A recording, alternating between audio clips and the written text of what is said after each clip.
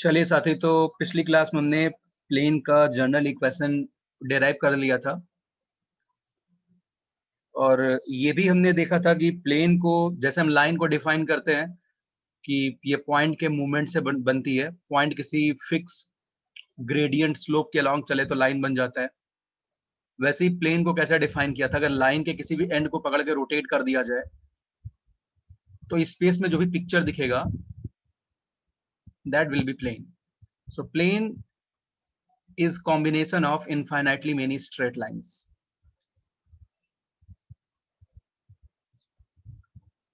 अब यहाँ पे हम आज काफी डिफरेंट टाइप की मैथमेटिक्स करेंगे, आप बहुत इसे एंजॉय भी करेंगे और यहाँ पे हर चीज को फील करेंगे। एक दो प्रॉब्लम ले लेके देखते चलेंगे। आप अगर इसे अच्छे से समझ जाएंगे, केवल आपको बस प्रॉब्लम की प्रैक्टिस करनी है, बाकी कुछ एक्स्ट्रा पढ़ने की जरूरत कभी नहीं पड़ेगी। तो थोड़ा बहुत यहाँ पे कुछ हो सकता है मैं मैट्राइसेस और डिटर्मिनेंट को भी लिंक करूं यहाँ पे। तो सबसे पहले आगे बढ़ने से पहले पिछली क्लास की एक दो बातें मैं डिस्कस कर देता हूं। जो हमने प्लेन का इक्वेशन डिराइव किया,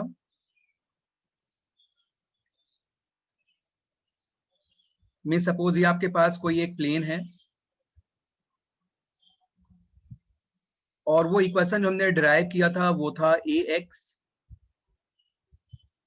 plus by plus cz equals d, जहां पे a b c मेरे बहादुर बच्चे प्लेन के नॉर्मल के अलोंग के डायरेक्शन रेशियोज थे। a b c क्या है? प्लेन के नॉर्मल के अलोंग के डायरेक्शन रेशियोज। ये प्लेन के नॉर्मल का वेक्टर है और इसके जो drs हैं वो ABC होंगे। हमने एक प्रॉब्लम भी किया था, प्लेन में कोई दो लाइंस हैं और मैंने आपसे कहा कि भाई प्लेन का इक्वेशन बताओ। अगर प्लेन में दो लाइंस हैं तो आप उनके drs का क्रॉस लेके प्लेन के नॉर्मल के drs कैलकुलेट कर लेंगे और फिर आपको पता ही है कि इक्वेशन का फॉर्मेट ये होता है। तो मान लिया अगर drs 3 4 5 आते हैं तो इक्वेशन होगा 3x plus 4y plus 5z equals d। d कैसे पता करेंगे? प्लेन उस पॉइंट से पास कर रहा है, d की वैल्यू आप निकाल लेंगे। ये तो बहुत ही आसान सी बात है। अब अगर मैं आपसे कहूं कि भाई मुझे एक कोई लाइन दी गई है, यहां आप पिक्चर को बहुत ध्यान समझना। एक कोई लाइन दी गई है और एक प्लेन है, मुझे लाइन और प्लेन का पॉइंट ऑफ इंटरसेक्शन कैलकुलेट करना है, राइट? आपको लाइन और प्लेन का क्या कैलकुलेट करना है? पॉइंट। ये प्लेन आपके पास है और आपके पास एक लाइन है, आप लाइन और प्लेन का पॉइंट ऑफ इंटरसेक्शन निकालना चाहते हैं। ये जो प्लेन है इसका इक्वेशन है, कुछ भी रैंडमली एज्यूम कर लेते हैं। सपोज इस प्लेन का इक्वेशन है 3x, या जनरल केस ले लेते हैं, ठीक है? जनरल केस लेते हैं, दोबारा मुझे प्लेन बनाना पड़ेगा। जनरल केस ले लेते हैं, यहां पे हमारे पास कोई प्लेन है।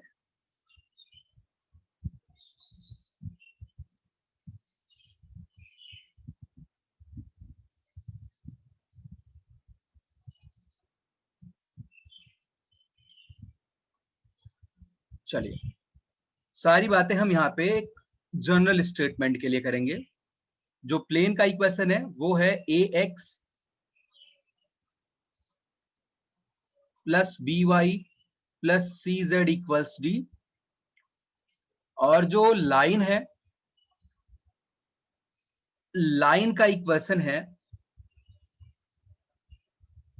x minus x not upon p equals y minus Y naught upon q equals z minus z naught upon r। अच्छा, यहां पे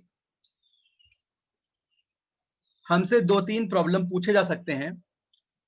भाई अगर मैंने इस लाइन का इक्वेशन लिखा है तो ये लाइन किसी पॉइंट से पास कर रही है। एक तो ये है कि इस लाइन और प्लेन का पॉइंट ऑफ इंटरसेक्शन क्या होगा। तो लाइन और प्लेन का पॉइंट ऑफ इंटरसेक्शन कैलकुलेट करने के लिए लेट सपोज ये अपने पास कोई एक पॉइंट है जी, तो लाइन और प्लेन का पॉइंट ऑफ इंटरसेक्शन जी है और इसी जी के हमें कोऑर्डिनेट चाहिए और वो coordinate let suppose x y z है। तो इनका पॉइंट ऑफ इंटरसेक्शन निकाल पाना बहुत ही आसान है। कैसे कैलकुलेट करिएगा आप x minus x not upon P, Y minus Y naught upon q, z minus Z naught upon r को कुछ लैम्डा लेट कर लीजिए। यहां से आप x y z की value in term of lambda निकाल पाएंगे। तो x की वैल्यू मेरे बहादुर बच्चे होगी x naught plus p lambda, y की वैल्यू होगी y naught plus q lambda, z की वैल्यू आएगी z naught plus r lambda. अब x y z इस प्लेन में लाई कर रहे हैं तो इस प्लेन को सेटिस्फाई भी करेंगे, यानी इसको हम लिखेंगे a x naught plus p lambda plus b y naught plus q lambda plus c z naught plus r lambda equals d। यहां से आप क्या कंप्यूट करेंगे, आपको एक्स वाई जेड चाहिए तो एक्स वाई जेड के लिए लैम्डा चाहिए, यहां से आप लैम्डा की वैल्यू निकाल लेंगे।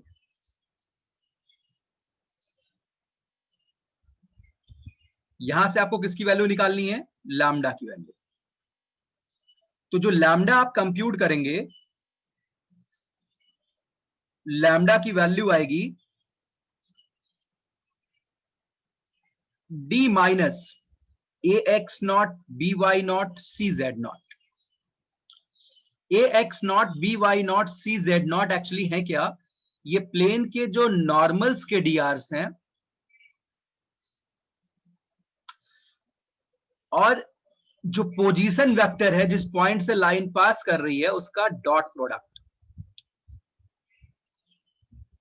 अच्छा, जिस पॉइंट से लाइन पास कर रही है अगर उस पॉइंट को ए वेक्टर मान लिया जाए और जो डीआरस हैं इनसे जो वेक्टर बनेगा, जैसा हमने पिछली क्लास में लिखा था एन वेक्टर मान लिया जाए, तो लैम्डा की वैल्यू आएगी d minus a dot n. और इस पूरे में डिवीजन किसका होगा, a p plus B Q plus C r. A p plus B Q plus C r क्या है, लाइन के और इस प्लेन के नॉर्मल्स के डीआरस के डॉट प्रोडक्ट। आप पूरी बात बहुत ध्यान से सुनना मेरी। अगर मैं लाइंस के डीआरस को, इनके जो डीआरस हैं अगर उनको मैं कोई एस वेक्टर एज्यूम कर लूं, आप ये सारी बातें लिख लीजिएगा। लाइंस के डीआरस को मैंने एस वेक्टर से लिख दिया, मींस एस वेक्टर क्या है, p i cap plus q j cap plus r k cap. तो इसको आप लिखेंगे होल डिवीजन में एन डॉट या फिर एस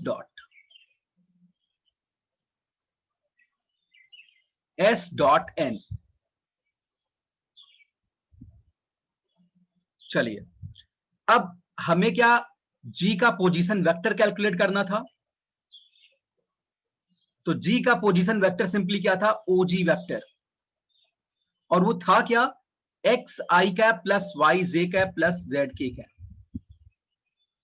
बिल्कुल मैंने जर्नल केस ले लिया है तो इसलिए थोड़ा सा कैलकुलेटिव भी लग रहा है, पर ज्यादा दिक्कत आपको नहीं होगी। क्या ये वेक्टर हम फटाफट लिख पाएंगे, आंसर है बिल्कुल लिख पाएंगे भाई। ये वेक्टर लिखना बहुत ही आसान है, ये होगा x not i cap plus p lambda i cap, ऐसा कुछ चल रहा है, बहुत ध्यान से सारी बात को देखिएगा भाई। तो ये कुछ और नहीं लिखा हुआ मेरे बहादुर बच्चे, ये लिखा हुआ है a vector plus lambda times s vector. अगर आप ये पुट करेंगे x not i cap y not j cap z not k cap, तो ए वेक्टर हो जाएगा, लैम्डा कॉमन आएगा p i cap q j cap r k cap, ये s vector हो जाएगा। ये आपका ओजी वेक्टर है। कितने बच्चों को ये बात काफी ढंग से समझ में आ रही भाई? Please raise your hand. यहाँ पे मैं पूछ लेता हूँ, कहीं कुछ लूप तो नहीं बन रहे? इस फिलॉसफी को आगे हम काफी यूज करने वाले हैं, तो आप इसको बहुत अच्छे से समझ लीजिए। कहां कहां यूज करेंगे भाई, धीरे धीरे समझ आएगा। किसी कोई दिक्कत तो नहीं है?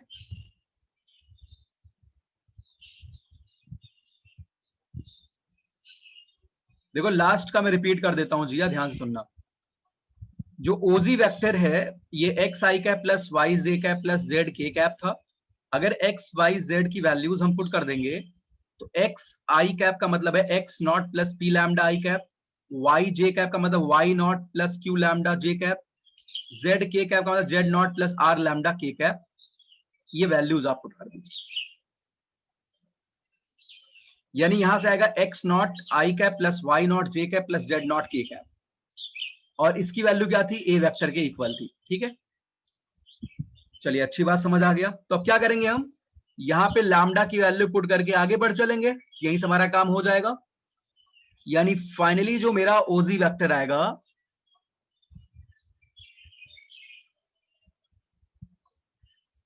ये इक्वल होगा ए वेक्टर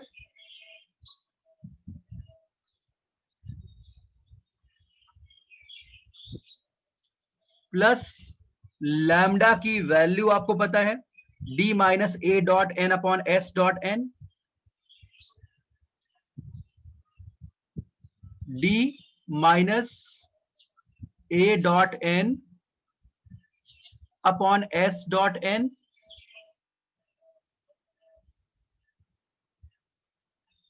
इनटू में क्या रहेगा आप देख लिए ध्यान से, एस वेक्टर।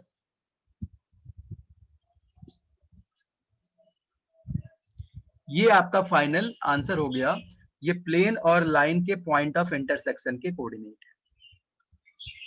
अब सवाल ये है, यहां से कुछ कंक्लूजन्स भी हम लिखेंगे। अगर ये s dot n, if s dot n is 0, यहां पे हम डबल इंप्लाइज दैट का केस लेंगे, मतलब ये स्टेटमेंट दोनों साइड सही होगा। एस डॉट एन अगर 0 है,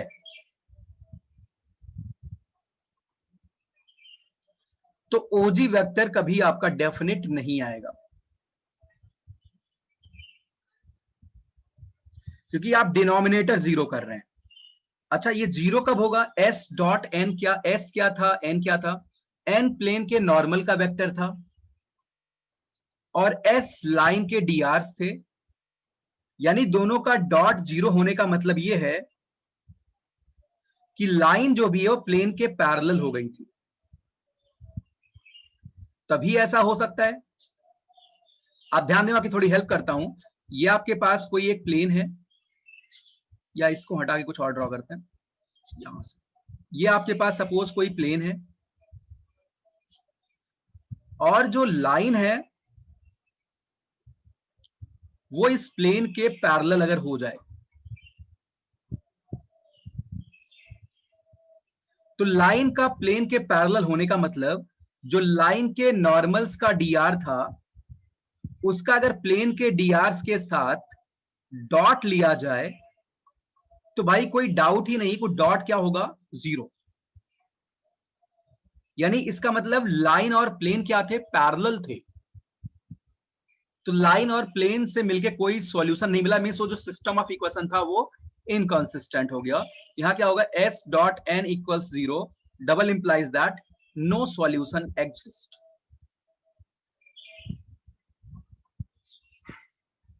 यानी प्लेन और लाइन कब इंटरसेक्ट नहीं करेंगे? जब लाइन के डीआरस और प्लेन के नॉर्मल के डीआर दोनों एक दूसरे पे परपेंडिकुलर हो, यानी लाइन प्लेन के पैरेलल हो। मतलब है line will be parallel to plane.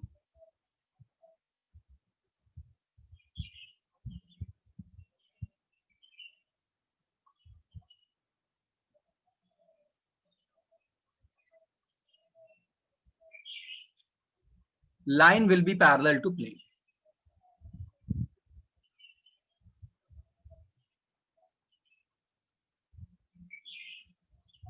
अब सवाल ये है, अगर लाइन और प्लेन दोनों इंटरसेक्ट करते हैं तो लाइन और प्लेन के बीच में कोई ना कोई एंगल होगा।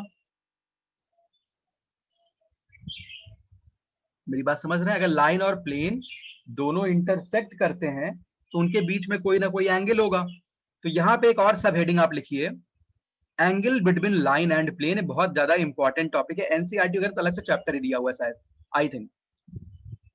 Angle between line and plane,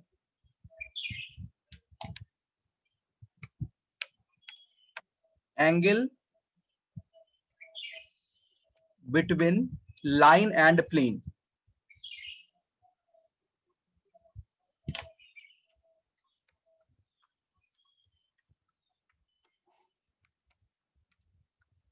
angle between line and plane.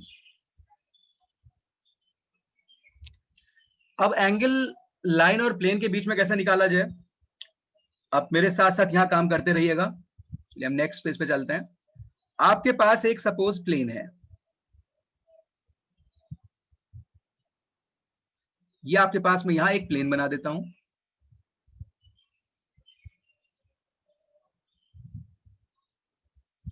अच्छा, आपके पास एक लाइन भी है, आपके पास एक लाइन भी है, लाइन बना देता हूं मैं। जस्ट 1 मिनट, इसको नॉर्मल लेंगे।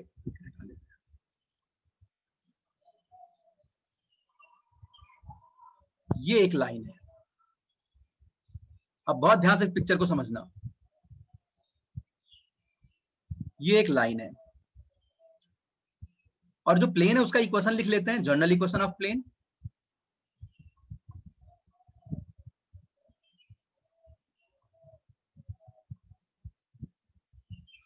और जो लाइन है इसका भी इक्वेशन कुछ ना कुछ होगा, x माइनस एक्स नॉट।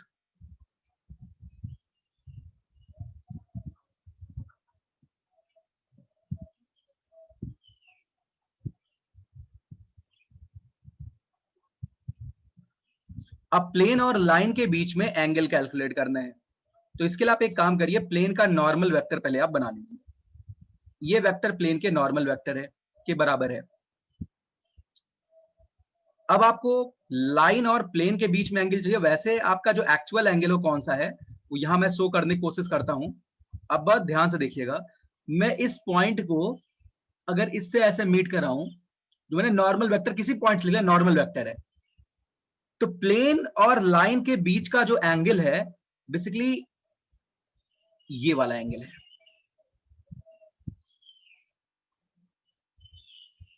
वैसे ये सॉलिड एंगल है क्योंकि 3D की बात हम यहां पे कर रहे हैं, बट शायद इस पिक्चर को आप बहुत अच्छे से फील कर पा रहे होंगे। अब मतलब ये ऐसा कुछ है जैसे आपके पास एक प्लेन है और लाइन उससे इंटरसेक्ट कर रही है। ये आपको लग रहा है बिल्कुल यहीं से ये बिल्कुल इसके साथ कोइंसाइड कर गया, ऐसा नहीं है।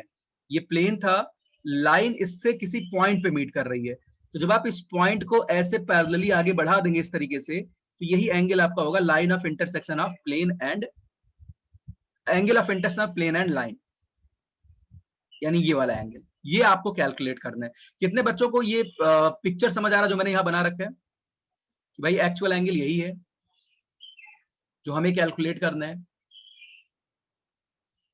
सबको? अब देखिए, आपको इसमें कुछ बातें तो पता है। प्लेन के नॉर्मल्स के जो डीआरस हैं वो है पी क्यू आर वेक्टर के अलावा,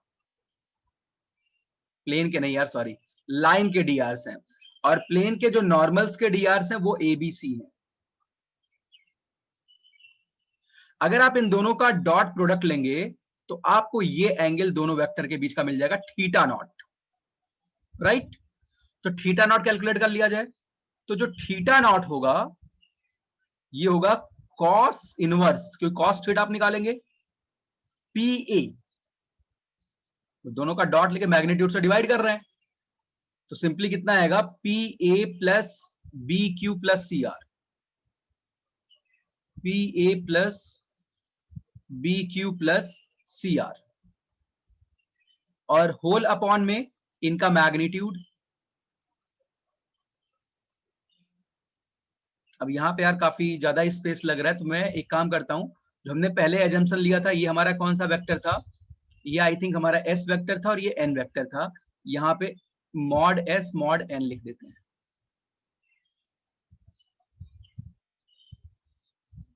एक बार प्रीवियस पेज पे देख भी लेते हैं, एस और एन ही थे, ठीक है।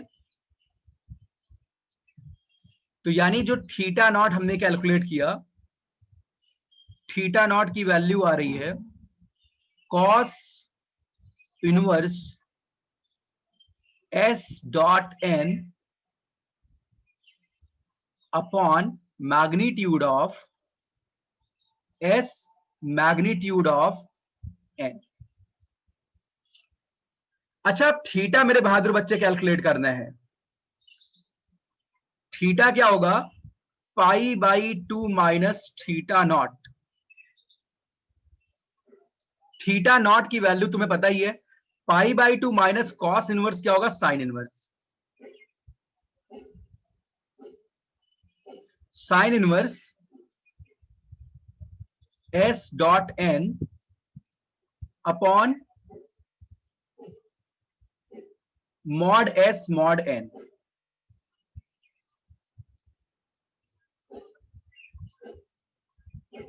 कितने बच्चों को लाइन और प्लेन के बीच में एंगल का कैलकुलेशन अच्छे समझ में आ गया भाई? उनको कहीं कोई दिक्कत नहीं कि अगर आप प्लेन और लाइन के बीच में एंगल कंप्यूट करेंगे तो आप ये टेक्निक यूज करने वाले हैं। अच्छी बात है, ये सब बातें आप नोट कर लीजिए।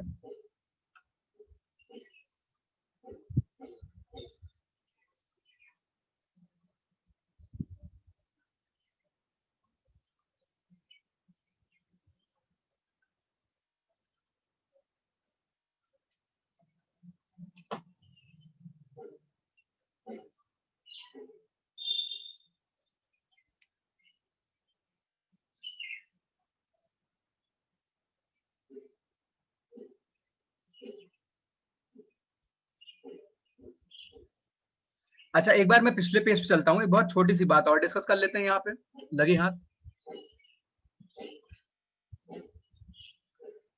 कृष्णा, आप मुझे बहुत अच्छे सुन पा रहे हो? Yes sir. ये क्या रिप्रेजेंट करता है?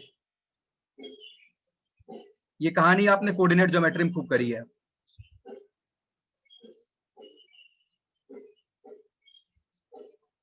What is this?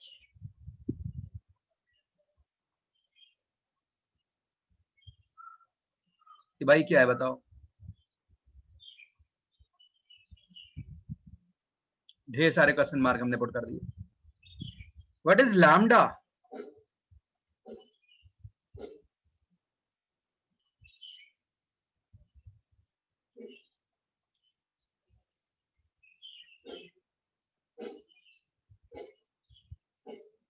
एनीवन, कोई बताएगा? जिया, एसिका, सुमन, आदित्य, एनीवन? नहीं, कोई बात नहीं।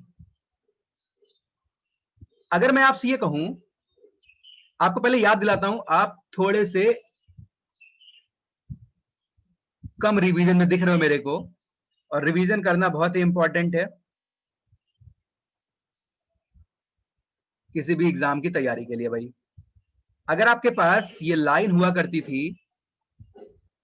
ए x plus b y plus c equals 0, और अगर मैं आपसे कहूं कि किसी point x not y not से इस लाइन का डिस्टेंस मेजर करो, किसी point P x not y not से इस लाइन का डिस्टेंस मेजर करो, measured parallel to straight line, means इसका स्लोप गिवन था m इक्वल्स tan थीटा। ये परपेंडिकुलर डिस्टेंस नहीं था, ये r कैलकुलेट करना था। तो आप r के लिए कैलकुलेशन उस समय किए थे, कुछ काफी पुरानी बात तो नहीं हुई है, बट ये आपको याद रखनी चाहिए थी। ऐसी कुछ बातें आपने करी थी, a x not plus b y not plus c का magnitude upon magnitude a cos theta plus b sine theta. कितने बच्चों को ये फार्मूला याद है? जरा बताइए भाई। A cos theta plus b sine theta.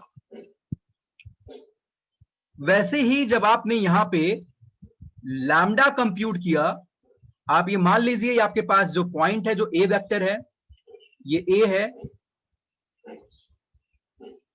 और ये डिस्टेंस आर है। आप इसको अगर आर लेके पुट करते या टी लेके पुट करते तो आपको जो लैम्डा यहाँ पे दिख रहा है, अगर इसका आप मैग्नीट्यूड लेंगे तो आपको ये डिस्टेंस एजी मिल जाएगा, राइट। आपको डिस्टेंस क्या मिल जाएगा, एजी। आप ये लैम्डा मान लीजिए प्रोपोर्शनलिटी कांस्टेंट, ये पुट करेंगे लैम्डा की वैल्यू मिलेगी, वो आपको एजी का लेंथ देगी। तो magnitude of lambda is basically distance of point A from the plane.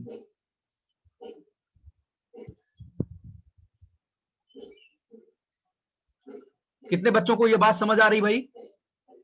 Please raise your hand. ये सिंपली क्या लिखा हुआ है, डिस्टेंस ऑफ, थोड़ा सा देखने में शेप अलग है बट है वही चीज। तो ये बात आप याद रखेंगे, इसको अपनी कॉपी में आप नोट कर लीजिए, यहां से भी क्वेश्चंस निकल के आते हैं।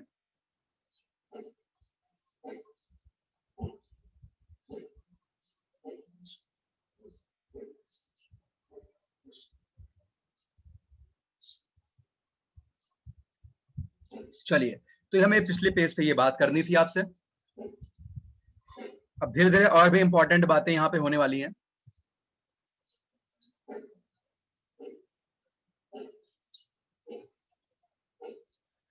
अब जैसे पिछले ही पेज पे अगर एक और बात हमने देखी थी,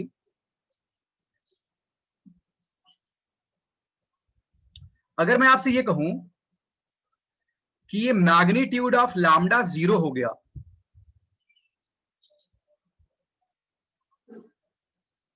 मैग्नीट्यूड ऑफ लैम्डा क्या हो गया, 0 हो गया, इसका मतलब ये पॉइंट उसी प्लेन में लाई करता है।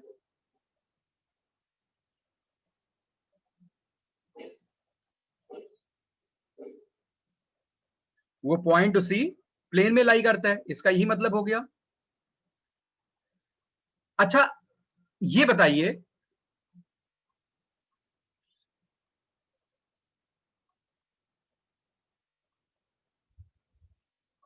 अगर मैं d की वैल्यू a डॉट n के बराबर करूं, क्या इस बात का मतलब है कि वो लाइन इस प्लेन के साथ कोइंसाइड कर गई है, मिस प्लेन में लाई कर रही है?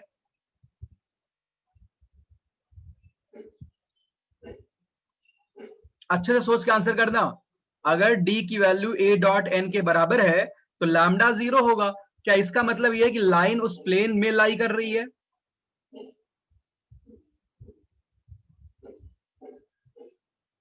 बताओ भाई।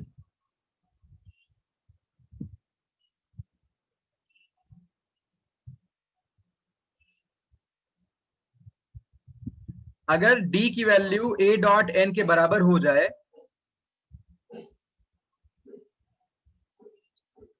जिया का कहना सर ऐसा बिल्कुल नहीं है। तो ऐसा केस अगर हमें करना हो कि लाइन प्लेन में लाई कर रही हो, तो उसके लिए कंडीशन कैसे निकालेंगे? चलिए, अगले पेज पे बात मैं लिख देता हूं, यहां पिक्चर बना देते हैं। अब हम इसकी चर्चा करना चाहते हैं मेरे बहादुर बच्चे, और मुझे अभी तक कोई बहादुर दिखा नहीं जो इसको बताना चाहे, बट मुझे विश्वास है कोई ना कोई आंसर जरूर करेगा, अच्छा आंसर करेगा। आप सोच समझ लो और इसका आंसर कर दो। मैंने ये कहा, अगर लाइन इस प्लेन में लाई कर जाए, what is condition?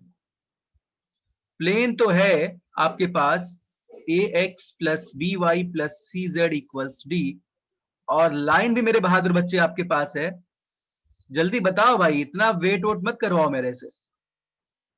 X not upon P, Y minus Y naught upon Q equals Z minus Z naught upon R. ये लाइन इस प्लेन में लाई कर रही है, तो क्या खास बात होगी? नहीं नहीं, देखो इसका दीदी कहना थीटा 0 होगा। अरे नहीं दीदी, ये तो बिल्कुल गलत बात है। ये तो एक कंडीशन है, थीटा 0 होगा तो लाइन पैरेलल भी तो हो सकती है ना, सॉरी परपेंडिकुलर हो जाएगी इसके,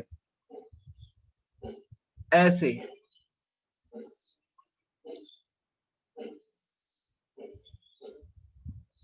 अच्छा, थीटा आप 0 कर रही हैं, तो थीटा 0 का मतलब है थीटा नॉट कितना हो जाएगा, 90 डिग्री।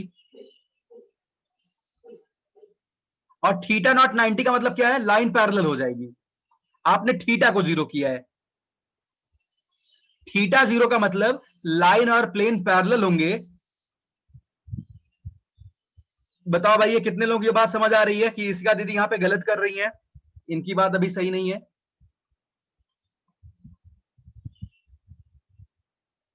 हाँ, तो अब कोई इसका आंसर करेगा? अभी तक किसी ने आंसर नहीं किया। अब हमने जो कंडीशन यहां लिखी है, हमें ये चाहिए। अगर ये कोप्लानर हो जाए तो क्या खास बात होगी? दो खास बात होगी। पहली खास बात कि ये पॉइंट इस प्लेन को सेटिस्फाई करेगा।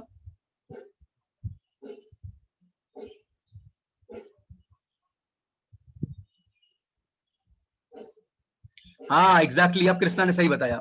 यानी क्या क्या खास बात होगी? जो ये लैम्डा आया है, यहां पीछे चलते हैं, आप क्या क्या करेंगे? एक तो पॉइंट उस प्लेन को सेटिस्फाई करे, ये पॉइंट इस प्लेन को सेटिस्फाई करे। दूसरा, लाइन के dr और प्लेन के नॉर्मल का dr अगर उसका डॉट लिया जाए तो 0 आए। यानी दो खास बातें होंगी। पहली खास बात, ax not plus by not plus cz not की वैल्यू d होनी चाहिए। और मेरे बहादुर बच्चे, दूसरी खास बात क्या होगी? आप अगर लाइन के drs और प्लेन्स के drs का डॉट लेंगे, that should be equal to 0। ये दो खास बातें होंगी। यानी अगर प्रीवियस पिक्चर की बात करें, जो मैंने यहां पे लैम्डा निकाला है, पहली बात तो ये a डॉट n और d बराबर होने चाहिए।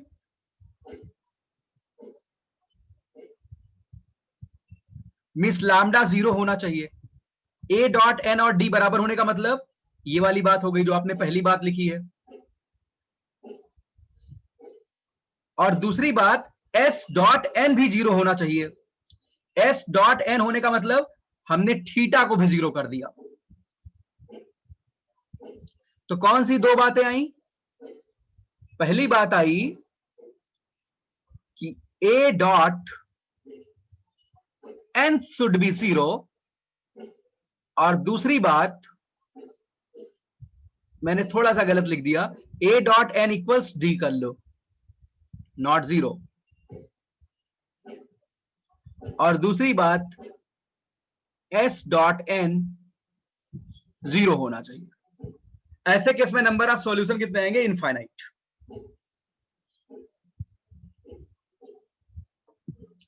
आप सोचोगे सर ये सब बातें क्यों इतना बता रहे हैं बार बार?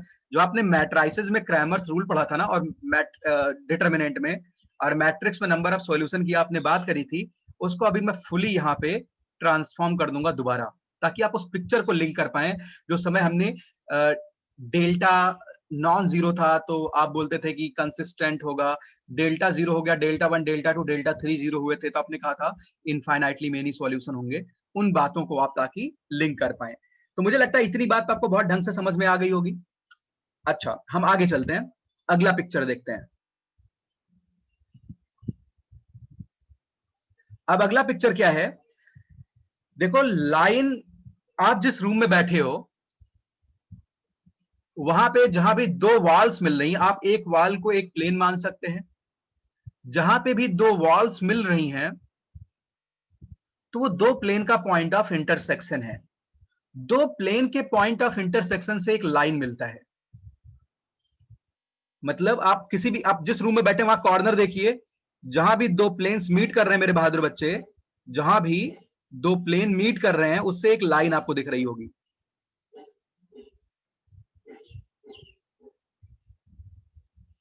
तो मैं आपकी थोड़ी सी मदद करता हूं एक पिक्चर ड्रॉ करने में, तो अच्छे से समझा पाऊंगा फिर। ये आपके पास सपोज एक प्लेन है,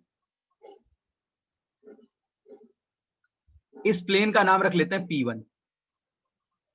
अब मैं एक दूसरा प्लेन बना देता हूं यहां पे, ये दूसरा प्लेन है,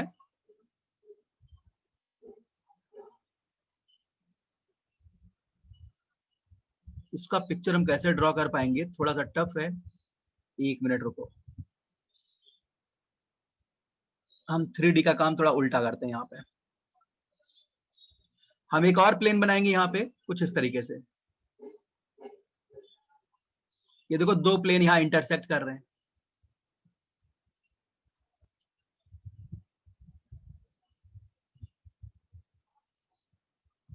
ये हम कुछ इस तरीके से बनाते हैं। ठीक, हमने यहाँ पे दो प्लेन रफली प्लॉट करने की कोशिश करी है। ये हमारे पास जो सेकंड वन है,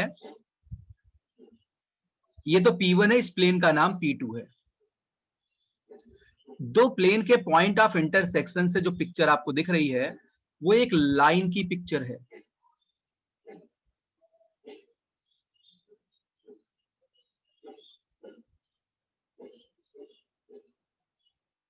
दो प्लेन के पॉइंट ऑफ इंटरसेक्शन की जो पिक्चर दिख रही है वो लाइन की पिक्चर है भाई। ये तो जो आपने पिछला केस लाइन का पढ़ा था कि भाई ऐसे कोई इक्वेशन दिया होता था x minus x not upon something like this, उसको लाइन का बोलते थे सिमेट्रिकल फॉर्म, और इसको बोलते हैं अनसिमेट्रिकल फॉर्म। कैसा फॉर्म? Unsymmetrical form.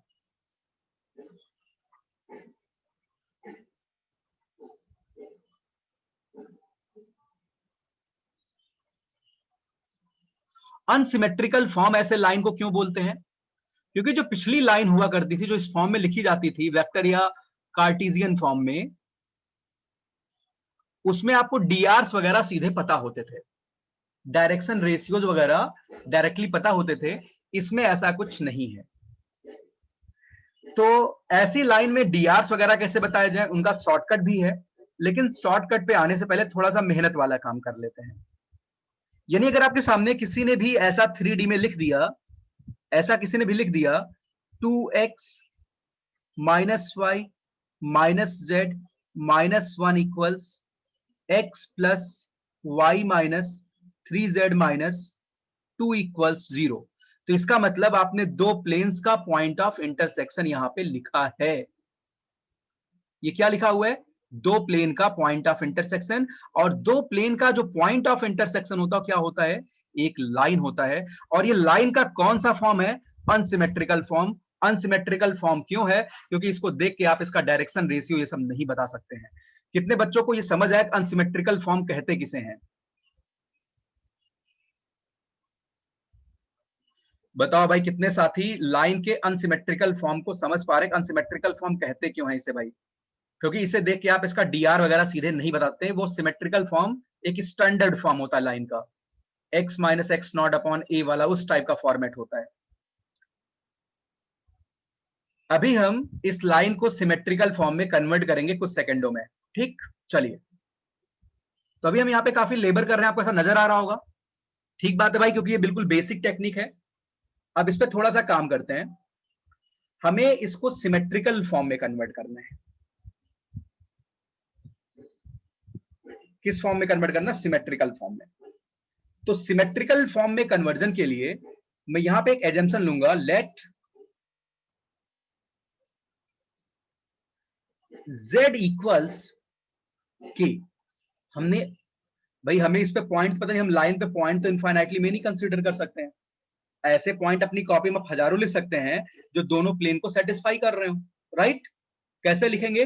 पहले एक वेरिएबल को एलिमिनेट कर देंगे, दो वेरिएबल को सॉल्व करके उनकी वैल्यू निकालेंगे, तीसरे वेरिएबल को कुछ भी असाइन कर लेंगे। जैसे मैं यहां पे कर रहा हूं, let z equal to k। मैं इस लाइन पे पहले कोई पॉइंट डिफाइन करने की कोशिश करता हूं। अच्छा, z इक्वल टू k के बाद अब मैं दोनों लाइन को सॉल्व करूंगा। 2x माइनस वाई इक्वल्स और x plus Y equals 3k plus 2। आप दोनों इक्वेशन को साइमल्टेनियसली सॉल्व करिए।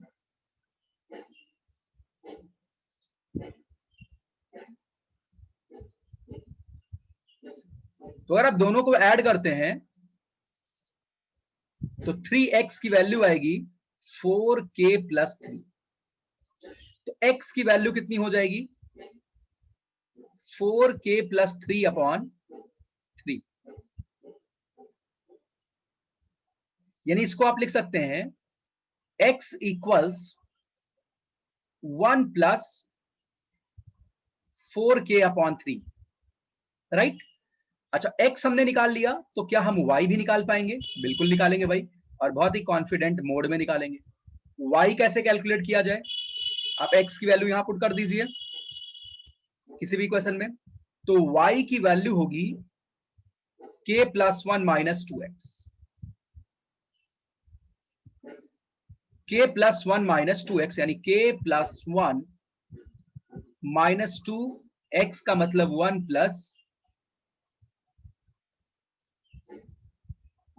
यानी यहां पे आएगा k plus 1 minus 2 minus 8k/3। इसको आप सॉल्व कर लीजिए तो आपको y की वैल्यू मिल जाएगी,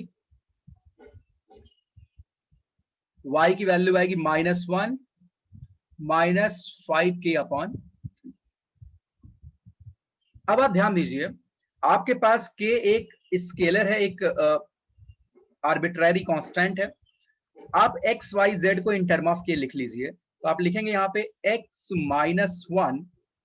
सर हाँ बेटा, सर y की वैल्यू पॉजिटिव आ रही है, मतलब +1 + 5k/3। y की, अच्छा 2x माइनस k माइनस 1 हो जाएगा, राइट। यहाँ पे भाई हमने थोड़ी गलती करी है, 2x माइनस दिस होगी, यानी यहाँ पे प्लस यहाँ पे माइनस। साथी अब सही है, यहाँ पे प्लस कर दिया, ठीक है। Yes sir. x minus 1 upon आप क्या करेंगे 4/3, ये मेरे बहादुर बच्चे इक्वल होगा y माइनस 1/5/3 इक्वल्स, आप देखिए मैंने अनसिमेट्रिकल फॉर्म को एक सिमेट्रिकल फॉर्म में कन्वर्ट कर दिया, इक्वल्स z माइनस 0/1। क्या 1 1 0 इस प्लेन पे इन दोनों प्लेन को सेटिस्फाई कर रहे हैं? ऑब्वियसली मिस इस लाइन के पॉइंट है, इसी पे कहीं लाई कर रहा होगा। देखिए भाई 1 1 0 पुट करिए, क्या सेटिस्फाई कर रहे हैं? करना चाहिए, मैंने कुछ गलत कर दिया? बिल्कुल कर रहे हैं। आपने इस अनसिमेट्रिकल फॉर्म को एक सिमेट्रिकल फॉर्म में कन्वर्ट कर लिया, और उसके बाद आपको क्या मिला कि इसके जो डायरेक्शन रेशियोज हैं वो 4/3, 5/3 और 1 है।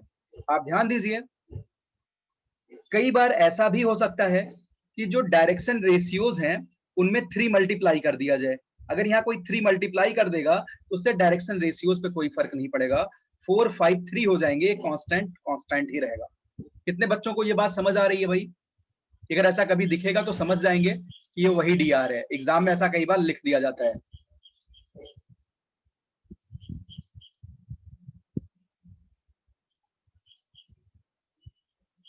देखो साथी, हम काफी यहाँ पे डेप्थ में चल के पूरी बातें कर रहे हैं, तो आप इसको सिस्टमैटिकली समझ लियो, नोट कर लीजिए। चलिए, तो हमने यहाँ पे अनसिमेट्रिकल फॉर्म को सिमेट्रिकल फॉर्म में बहुत ही सहूलियत के साथ कन्वर्ट कर लिया, और जिसके थ्रू हमने इनके डीआर्स बता दिए।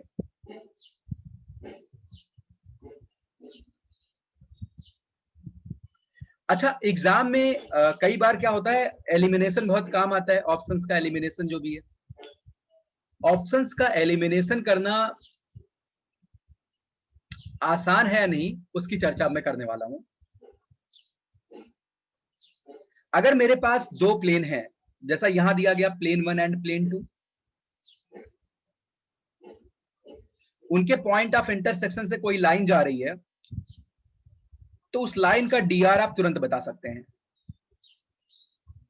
कैसे बताएंगे? ध्यान दीजिए, आप सभी लोग right hand palm rule use करेंगे यहाँ पे डायरेक्शन के लिए। तो भाई क्योंकि ये फिजिकल क्लासरूम नहीं, तो हम फील करने बस कोशिश कर सकते हैं, वैसे आप फील कर ले जाएंगे, मुझे विश्वास है। ये प्लेन 1 है, आपको पाम रूल यूज कैसे करना है आप ध्यान दीजिएगा। अभी हमें वो डीआर भी तुरंत मिल जाएगा थोड़ी सी मेहनत के बाद, और हम बाकी वेक्टर्स प्लॉट कर लेते हैं खुद से। मतलब जो प्लेन दूसरा है, दूसरे प्लेन को हम कुछ ऐसे बनाएंगे यहाँ पे।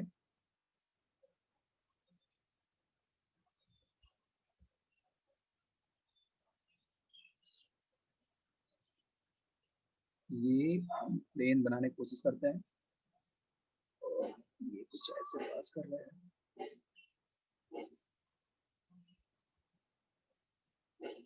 ये कुछ ऐसे पास कर रहे हैं और इसको हम यहाँ से ज्वाइन कर लेते हैं। अब आप ध्यान दीजिए, आप जिस रूम में बैठे हुए हैं वहां पे आप कोई भी एक कॉर्नर पकड़ लीजिए। तो सपोज आप इस क्लासरूम में बैठे हैं, यहाँ पे फील करवाना मेरे थोड़ा सा आसान रहेगा कि आप डायरेक्शन तुरंत कैसे निकाल लेंगे लाइन का। अब आप ध्यान दीजिएगा, आपके पास ये सपोज कोई भी एक रूम है,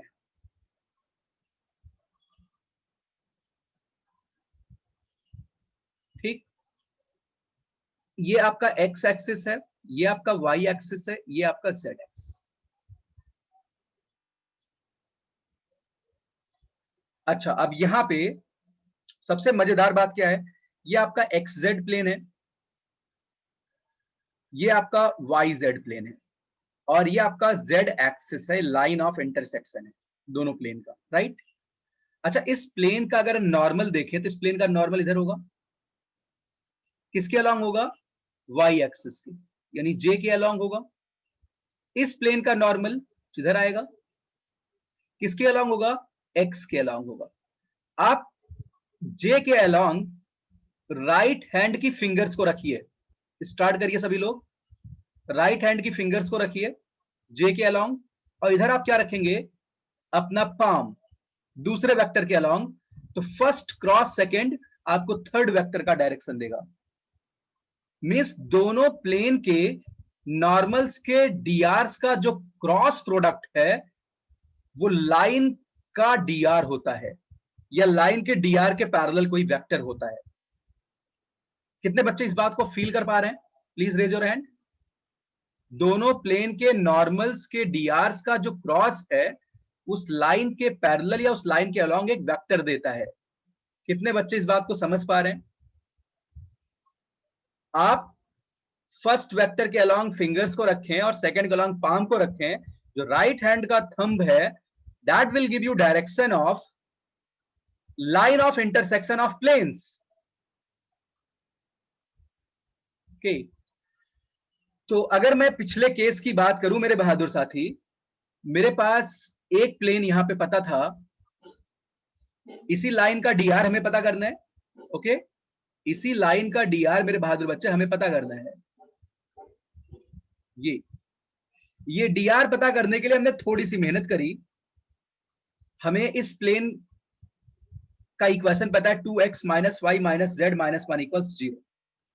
2x minus Y minus Z minus 1 equals 0। हमें दूसरे प्लेन का इक्वेशन भी पता है, x plus Y minus 3z minus 2 equals 0। x plus Y minus 3z minus 2 equals 0। आप इन दोनों प्लेन के नॉर्मल्स के डीआर्स आप लिख लीजिए और उनका क्या लेंगे, क्रॉस प्रोडक्ट। वो वेक्टर इसके पैरेलल होगा। अगर आप अपनी नोटबुक में देखेंगे, इसका नॉर्मल मान लो अंदर की तरफ जाए, बाहर की तरफ आ रहा, बाहर की तरफ मान लेते हैं, ठीक, इस तरीके से कुछ। इसका भी कुछ होगा, आप इसको फर्स्ट को सेकंड वेक्टर मानिए, तो राइट हैंड का थंब जो भी होगा वो इस लाइन के पैरेलल आएगा, ठीक। तो नॉर्मल में विजुलाइज करना आसान था, यहां पे थोड़ा सा और टफ हो गया है। तो अब क्या करेंगे, अपन क्रॉस प्रोडक्ट लेंगे, किसका किसका, 2 माइनस 1 इसका नॉर्मल देखते हैं, 1 1 माइनस 3 1 1 माइनस 3, और इनका मेरे बहादुर बच्चे क्या लेंगे, cross. This will give you dr along the line। तो यहां पे 3 प्लस 1 4 आई कैप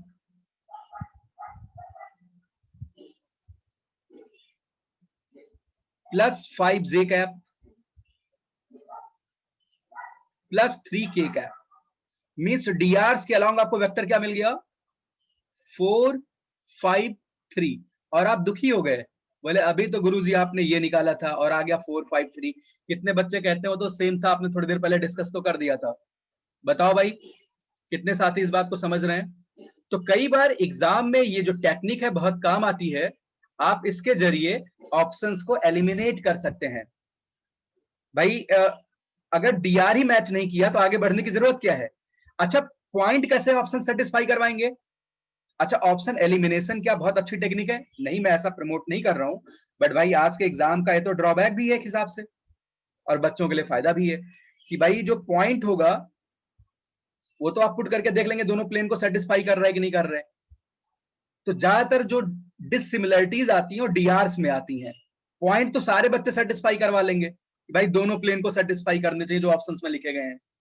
ठीक, तो इस तरीके से आप सिमेट्रिकल फॉर्म में इन्हें कन्वर्ट करेंगे। अब सवाल है क्या इस टेक्निक का कोई बहुत इंपॉर्टेंस है? बहुत ज्यादा इंपॉर्टेंस है। जैसे मैं आपसे कहूं मेरे पास दो प्लेन के पॉइंट ऑफ इंटरसेक्शन से एक लाइन कहीं मिल गई स्पेस में, और अदर पेयर दिया था उसके पॉइंट ऑफ इंटरसेक्शन से कोई लाइन मिल गई, उनके बीच का शॉर्टेस्ट डिस्टेंस पूछ लिया। तो जब तक आप इसे इस फॉर्म में कन्वर्ट नहीं करेंगे, किस फॉर्म में? सिमेट्रिकल फॉर्म में, तब तक आप इसका आंसर कॉन्फिडेंटली नहीं कर पाएंगे। बताओ भाई कितने साथी इस बात को समझ रहे हैं जो मैं कहना चाह रहा हूं अभी? सभी। चलिए आप ये सारी बातें अच्छे से अपनी कॉपी में नोट कर लीजिए। तो अब आप यहां से डीआर मिल गया, अगर यहां से आप सिमेट्रिकल फॉर्म में लिखना चाहें तो क्या करेंगे?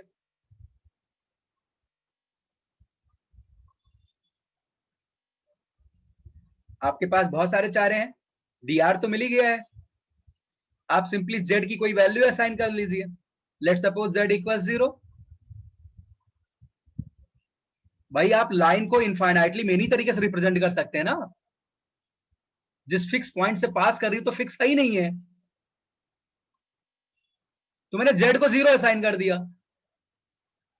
वैसे बोर्ड एग्जाम में कौन सी टेक्निक यूज करेंगे? वैसे ऐसा सवाल पूछेंगे ही नहीं, लेकिन पूछेंगे तो ये टेक्निक यूज करेंगे। कॉम्पिटेटिव एग्जाम में ये टेक्निक हम यूज कर सकते हैं। तो यहां पे हमने z को 0 असाइन कर दिया। अब आपके पास दो इक्वेशन और दो वेरिएबल है, इनको सॉल्व करके आप x और y की वैल्यू निकाल सकते हैं। जब आपने z को 0 किया तो आप यहां से x की वैल्यू निकालेंगे, x की वैल्यू आएगी 1, और x की वैल्यू 1 आई तो y की वैल्यू कितनी आएगी? 1। तो इक्वेशन आ गया आपके पास x माइनस 1।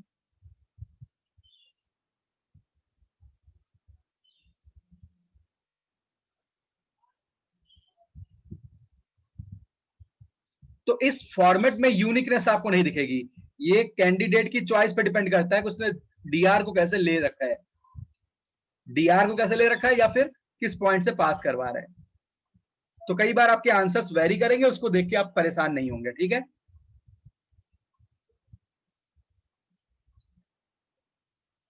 चलिए एक छोटी सी बात और डिस्कस करते हैं।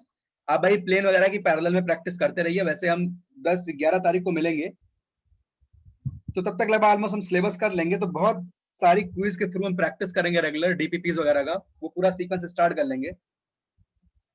तो आपको बिल्कुल भी परेशान नहीं होना कि इससे बोर्ड की कोई स्पेशल तैयारी, ऐसे कुछ कुछ नहीं। हम सब एनसीईआरटी वगैरह को भी कभी कभी बीच बीच में हफ्ते हफ्ते में भी रिवाइज करेंगे एक आध बार।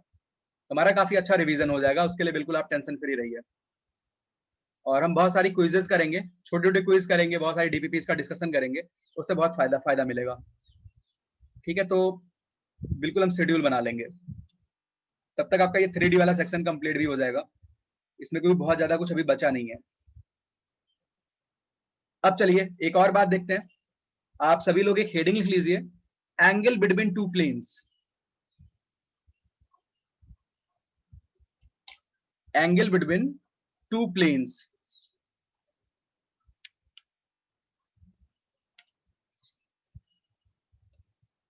Angle between two planes.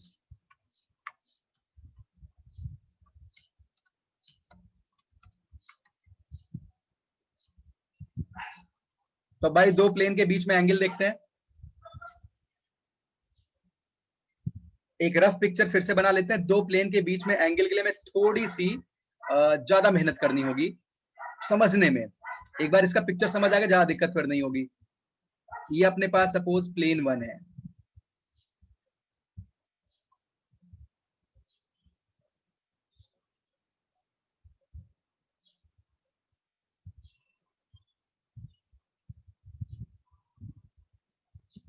और हम यहीं पे एक प्लेन 2 बना लेते हैं। ये हमारे पास एक प्लेन 2 है।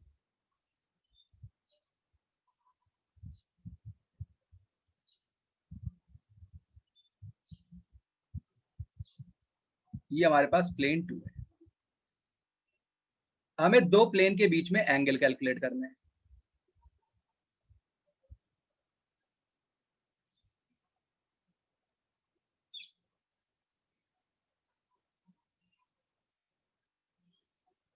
ये जो प्लेन है इसका नाम रख लेते हैं P1 such that A1x plus B1y plus C1z equals D1, और जो P2 प्लेन है वो है A2x plus B2y plus C2z equals D2। आप इन दोनों प्लेन के बीच में एंगल निकालना चाहते हैं, तो एंगल बिटवीन प्लेन के लिए आप क्या करेंगे, आप पहले इनके नॉर्मल वेक्टर्स बना लीजिए। इसके जो नॉर्मल वेक्टर था वो ये था, इधर ऐसे कुछ। आप बहुत ध्यान से पूरी पिक्चर सुनिएगा। ये इसके नॉर्मल वेक्टर है। अब क्या करेंगे, दूसरे के नॉर्मल वेक्टर बनाएंगे। इसके जो नॉर्मल वाला वेक्टर था वो कुछ ऐसे पास कर रहे हैं। अच्छा, ये दोनों के नॉर्मल्स के अलोंग के वेक्टर आ गए।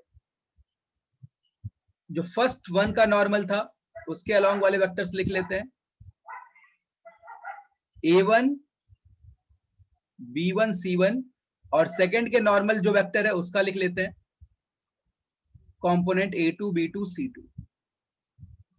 अभी थोड़ी देर के लिए इसको मैं एज्यूम कर लेता हूं, सपोज ये R वेक्टर है और ये S वेक्टर है। अब दो प्लेन के बीच में एंगल चाहिए, तो प्लेन के बीच का एंगल तो ये जहां लाइन लाई कर रही है यहां पे एंगल बन रहा होगा, समझ रहे होंगे। तो कैसे वो एंगल आप निकाल पाएंगे, आप इस पॉइंट ऑफ इंटरसेक्शन जहां से आपने ये DR ड्रॉ कर रखे हैं, आप इनसे इन एजेस को ज्वाइन कर दीजिए इसको। अच्छा, ये लाइन कहां लाई कर रही है, इसी प्लेन में लाई कर रही है, P2 प्लेन में। ठीक, ये लाइन कहां लाई कर रही है, P2 प्लेन में। एक लाइन और बनाइए जो P1 प्लेन में लाई करे, ऐसे कर। कितने साथी इस पिक्चर को समझते हुए कह सकते हैं कि जो ये एंगल थीटा है यही दोनों प्लेन के बीच का एंगल है। ये लाइन P2 प्लेन की है और ये लाइन P1 प्लेन में लाई कर रही है। बताओ भाई, कितने बच्चे इस बात को समझ रहे हैं कि जो आपने दोनों प्लेन में लाइंस ड्रॉ कर रखी हैं, इन्हीं लाइंस के, भाई क्योंकि प्लेन में लाइन है, उन्हीं के बीच का अगर आप एंगल निकाल पा गए तो काम बन जाएगा। कितने बच्चे इस पिक्चर को समझ रहे हैं, प्लीज लेट मी नो। इसी का कहीं पे कोई दिक्कत है तो बताओ। चलो, सभी लोग समझ गए। अब देखिए भाई, ये वाला एंगल कैसे निकाला जाए। अच्छा, इसका हम नाम रख लेते हैं, ये जो आपको एक फिगर दिख रहा है, ये P Q R S। कितने बच्चों को समझ आ रहा है कि जो P Q R S है ये एक साइक्लिक क्वाड्रिलेटरल है, because these two angles are 90 degree. Opposite angles का सम 180 डिग्री है। सबको समझ आ रहा है। अच्छा, अगर मैं यहां पे ये अल्फा एंगल निकाल ले जाऊं तो थीटा मिल जाएगा, साइक्लिक क्वाड्रिलेटरल है, तो थीटा की वैल्यू कितनी होगी, पाई माइनस अल्फा। बोलो सर, लेकिन मैं आपकी बात से सहमत नहीं हूं। कुछ किताब वाले तो ऐसा लिखते हैं कि दो प्लेन के बीच में एंगल का मतलब होता है उनके नॉर्मल्स के बीच में एंगल। तो बोलो भैया, यहां भी अगर आप एंगल निकालते, एक्सटीरियर दूसरा कौन सा होगा, ये एक इंटीरियर दूसरा एक्सटीरियर, ये एंगल होगा, या फिर क्या होगा प्लेन के बीच का angle, pi minus theta alpha. तो अल्फा भी प्लेन के बीच में एंगल हो सकता है, थीटा भी हो सकता है, दोनों पॉसिबल एंगल्स हैं। कितने बच्चों को यह बात भी समझ आ रही है, वो अपना हैंड लोअर कर लें जिनको समझ आ रही है बात, कि किताब में जो बात लिखी रहती है वो बात भी सही है कि दो प्लेन के बीच के एंगल का मतलब होता है नॉर्मल्स के बीच का एंगल। उस पिक्चर को आप फील भी कर पा रहे होंगे। तो ये ज्योमेट्री वो लोग एक्सप्लेन नहीं करते, ये थोड़ी खराब बात है अपनी किताबों की। ठीक, अच्छा, अब यहां से अल्फा कैसे निकालेंगे। अल्फा तो बहुत आसानी से मिलेगा। अल्फा की वैल्यू आएगी कॉस इनवर्स, दोनों का डॉट लेंगे, R dot S upon magnitude of vector R, magnitude of vector S. ये अल्फा है मेरे बहादुर बच्चे, अल्फा आ गया तो आप थीटा लिख पाएंगे। तो थीटा की वैल्यू कितनी है, पाई माइनस अल्फा, यानी cos inverse r dot s upon magnitude of r vector, magnitude of s vector.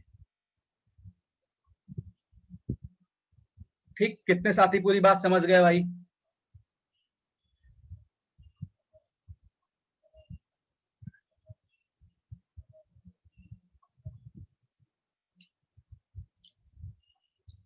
आप में से कितने लोगों ने जो पिछला टेस्ट हुआ था वो दिया, उसका पेपर देखा? वो अपना हैंड लोअर कर लेंगे जिसने इसने देखा है और सॉल्व किया उस पूरे पेपर को।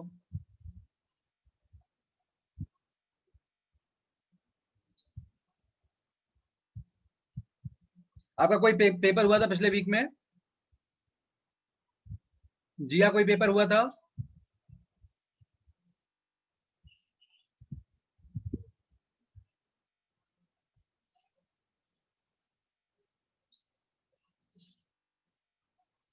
इसी का कोई पेपर हुआ था आप लोगों का? तो बताओगे आप लोग?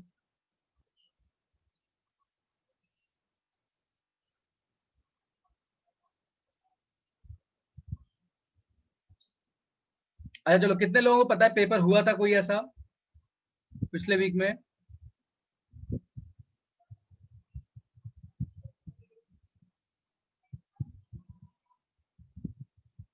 चलो पेपर वगैरह दिया करो आप लोग, कोई बात नहीं।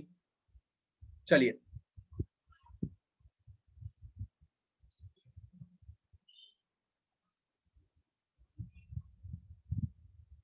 अच्छा अभी इस वीक का नहीं हुआ है, ठीक है। तो आपको सिलेबस पता है जो इस वीक में होने वाला है पेपर? मैं तो रिकमेंड करूंगा पेपर जरूर दीजिए।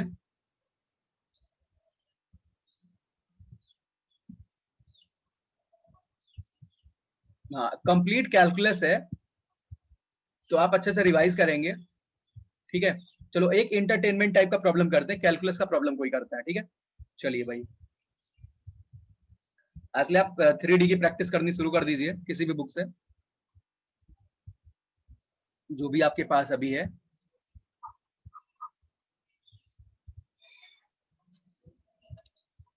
अब देखते हैं साथी, एक इंटरटेनमेंट वाला प्रॉब्लम यहाँ पे।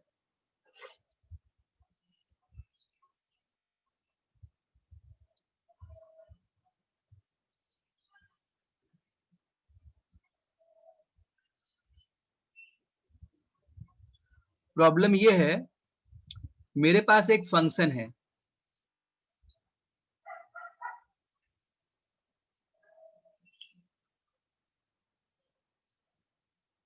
और जो फंक्शन है वो है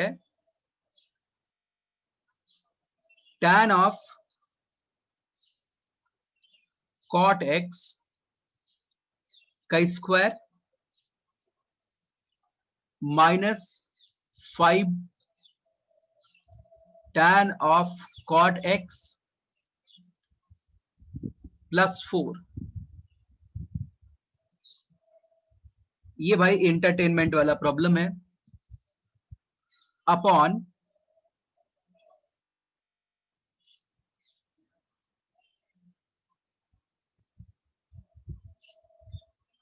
tan square cot x minus 10 tan of cot x।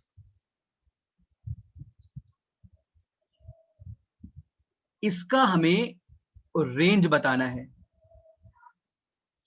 और पेन नहीं चलाना है, आंसर बोल देना है।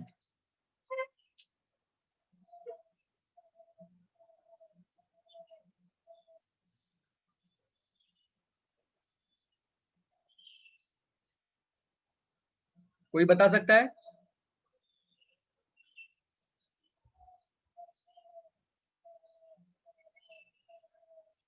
इसका रेंज बताना है, पेन नहीं चलाना है, आंसर बोल देना है। चलिए आप ट्राई करना, हो जाएगा तो आप बता देना मेरे को। वैसे ये ओरल प्रॉब्लम था, अब तक बता देना चाहिए था, मैंने कभी आपसे डिस्कशन किया था ऐसा? कृष्णा कभी ऐसा डिस्कशन किया था जिसमें रेंज हम बहुत जल्दी बताते हैं? यस सर, किया तो था। चलो आप सोचना फिर बताना आप मेरे को। तो साथी आज के लिए इतना ही, थैंक यू।